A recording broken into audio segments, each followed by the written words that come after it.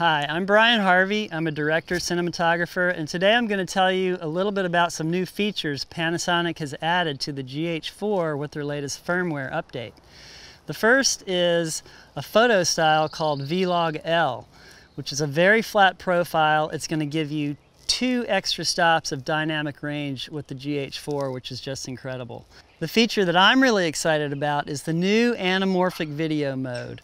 This mode, along with an anamorphic lens, opens up new creative possibilities with your GH4 that were previously only available on big Hollywood cinema type cameras. To be able to do this with a GH4, such a small form factor and affordable price point, is just incredible. And there's no other place that you can get this other than the GH4.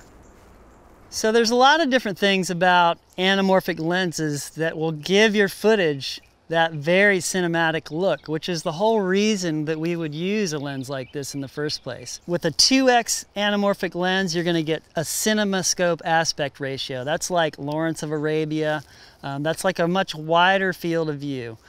The other thing that an anamorphic lens does is it gives you very unique looking bokeh, or the soft areas in the background are elongated and stretched. It's hard to describe, but it just gives it a more cinematic look.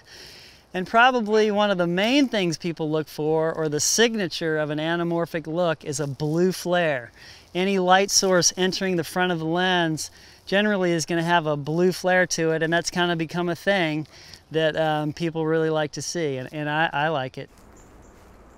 The way an anamorphic lens works is that it optically squeezes a wider field of view into a more square aspect ratio, which is what we have with the GH4. The original true anamorphic cameras used a 4x3 sensor, and that's exactly what we have in the GH4. So it's the perfect camera for creating that anamorphic look. So now I want to show you how easy it is to take this squeezed anamorphic image, and that's the way it is captured in camera, and stretch it out to the 2:3:9:1 CinemaScope aspect ratio that we're supposed to end up with. It's really easy. Every editing system is different. I'm using Adobe Premiere. Just Control-click, go to Modify, Interpret Footage, and conform to anamorphic 2:1. We used 2:1 lenses on this project, and there's a preset for that, and there it is. And now I'll play that back for you.